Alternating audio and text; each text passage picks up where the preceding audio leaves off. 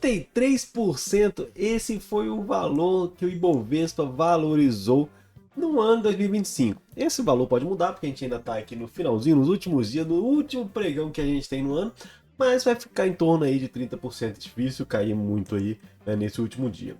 O que acontece? A gente viu no início desse ano, né, no final de 2024 para 2025, muita gente dizendo que a bolsa iria se acabar porque a renda fixa estava pagando muito bem e com isso não haveria interesse dos investidores em utilizar a nossa bolsa.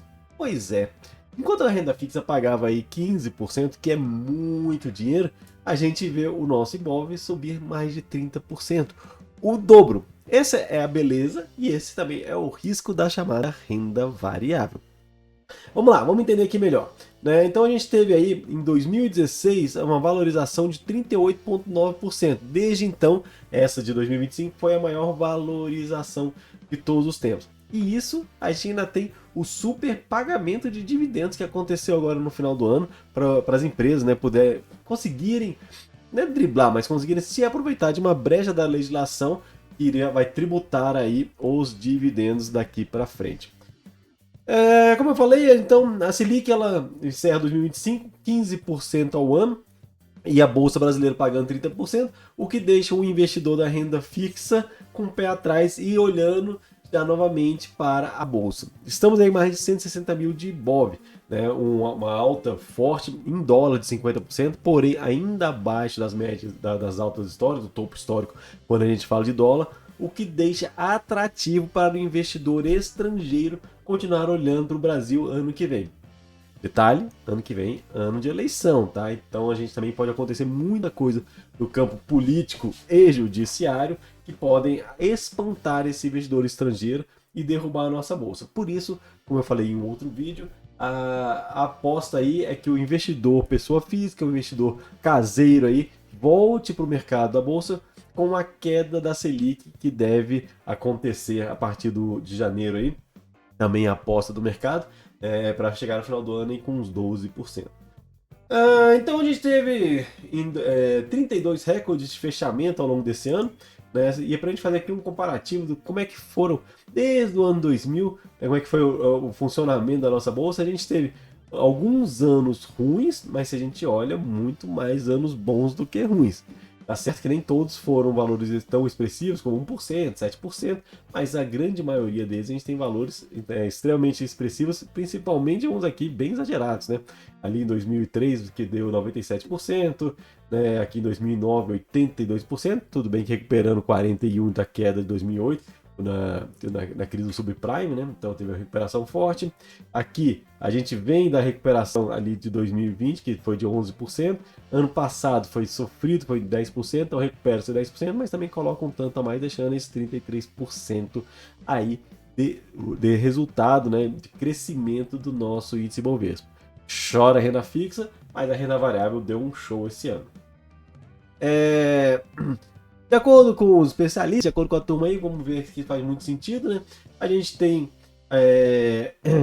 os cortes de juros dos Estados Unidos, que isso traz o chamado diferencial de juros, já falei também isso em outro vídeo, mas que é a diferença de quanto o cara teria nos juros, que ele pega dinheiro emprestado lá nos Estados Unidos, para os juros daqui. Então é mais interessante ele trazer grana de lá para cá, porque aqui paga melhor.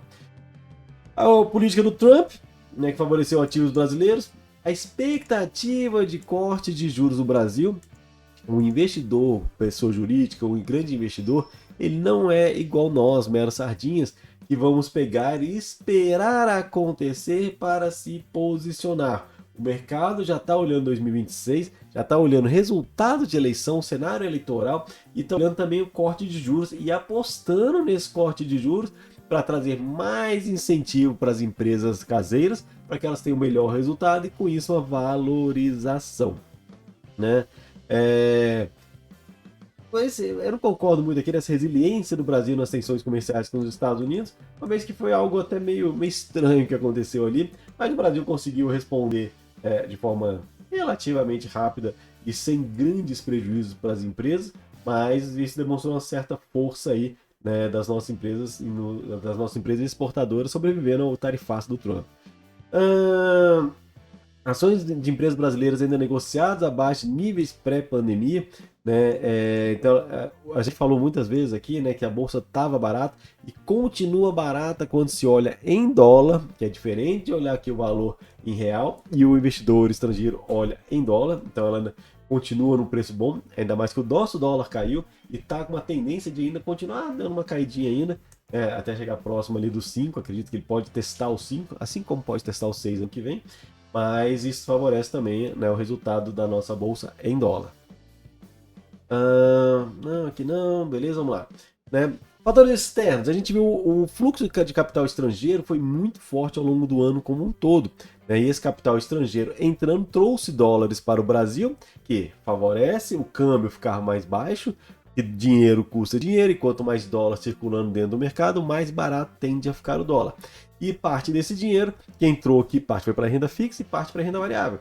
E esse que entrou na renda variável favoreceu aí, né, o aumento da nossa bolsa. Então, o investidor estrangeiro saindo dos ativos caseiros, saindo dos ativos ali tradicionais, né, do próprio Estados Unidos, da Europa, vai procurar um pouco de rentabilidade melhor, vindo para Brasil, Colômbia, México, né, que a gente pode até olhar aqui as melhores bolsas no mundo, né? A gente teve Colômbia subindo 78%, México 53%, né? Aqui, Bovespa, isso aqui é dolarizado, tá? 49%.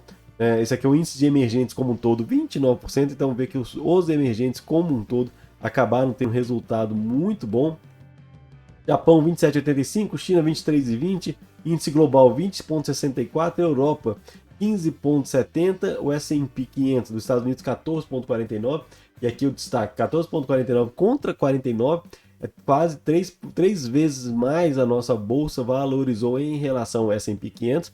Tudo bem que o S&P 500 está em máximas históricas verdadeiras, né? Porque já é tudo dolarizado lá, então o crescimento é um pouco maior. E aqui também a gente tem o risco da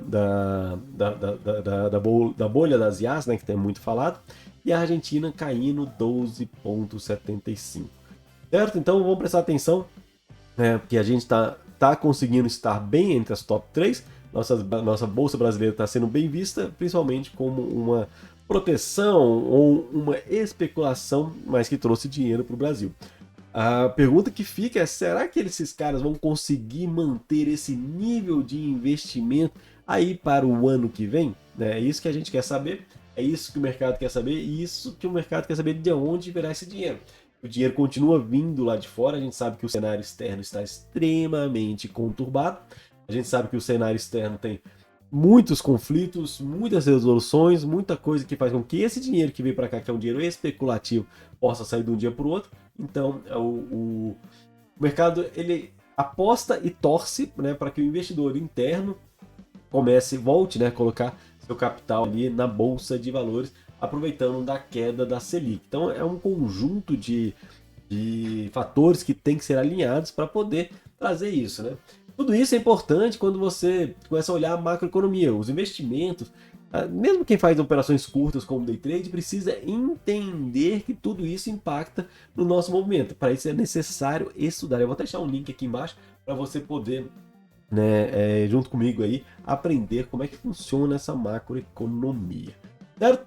Quando a gente desce um pouco mais aqui embaixo, né, as ações brasileiras visto como pechincha, que foi o que a gente estava observando, né, que os estrangeiros estavam vendo, né, nossas empresas baratas. O cara aqui da Zero Market aqui, né, ele fala que o pessimismo foi mal dimensionado, né, querendo dizer que logo no início desse governo atual tinha muito pessimismo sobre o que ia acontecer e continua, porque o risco fiscal não foi extinto. Então é um cara que até quis passar um pouco de pano aí, mas o risco fiscal continua, né, e isso pode impactar sim muito fortemente a nossa bolsa, principalmente porque impacta na Selic, que está sendo a grande aposta do mercado, a Selic caindo. Se o Banco Central fizer o dever direitinho dele e o governo não fizer o dever dele, a gente vai ter essa possibilidade até dessa Selic aumentar. Duvido que isso vai acontecer, pois é ano eleitoral, né? Então o Banco Central deve ajudar, dar parcela de contribuição aí para definir o cenário de 2026. Tarifaço, né? Não vou falar disso que a gente já falou ali atrás, né? E aqui vem o crescimento, né? crescimento expectativa, né? A taxa de juros está maior em quase 20 anos, né? São os 15% da Selic. Só que mesmo assim, a expectativa fez com que a bolsa pudesse subir. Expectativa, ela pode ser frustrada ou confirmada. Então, né, é um ponto para a gente ficar de olho. É por isso que a gente não deve colocar todos os ovos na mesma cesta, investir tudo em renda fixa, porque a gente sabe que pode acontecer a qualquer momento a frustração dessas expectativas. E ainda é ano eleitoral. Ninguém está falando isso aqui, mas é ano eleitoral. Ano eleitoral, tudo pode acontecer. Contas públicas, esse cara aqui que é o grande problema, que eu não sei por que dizem que ficou na gaveta, mas as contas públicas elas vão estourar, né? Já foi dito pelo próprio governo que 2027 não vai ter dinheiro para pagar o básico. E sem dinheiro para pagar o básico quer dizer calote do próprio governo. Não acontece calote porque se imprime dinheiro, gera mais dinheiro e com isso gera inflação. E ao gerar inflação, quem paga a conta é a própria população. A isenção aí de 5 mil reais de imposto de renda, por exemplo, vai deixar de ser uma realidade no momento que 5 mil reais virar o salário mínimo. Isso pode acontecer em pouco tempo, a depender da inflação, né?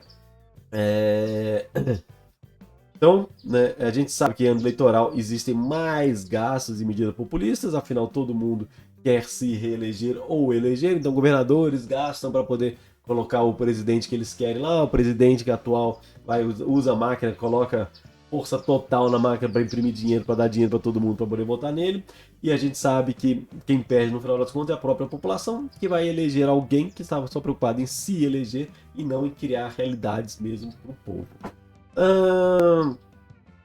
Aqui falando de inflação, só que quando o IBGE está divulgando as coisas não dá para acreditar muito não, né? O cenário político ainda dá desfavorável, mas não vamos falar de política aqui, porque é algo muito pessoal, mas o histórico político, né?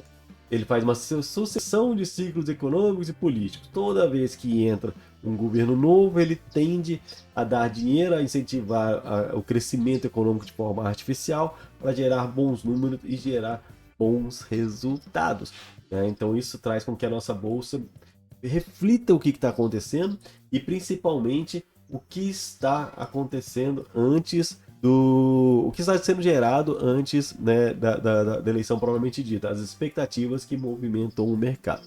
Bora ficar de olho nisso, vamos acompanhando aqui, porque muita coisa vai rolar ainda, muita água vai passar por debaixo da ponte até que a gente consiga realmente ter aí o resultado, eu consiga ver se essa bolsa vai continuar subindo ou se encontramos um novo topo e agora é hora da correção. Dezembro acaba, 2025 acaba, as expectativas para 2026 são essas, muito achismo e pouca consistência, mas somente ao longo do ano que vai dizer quem tem razão e quem não tem razão.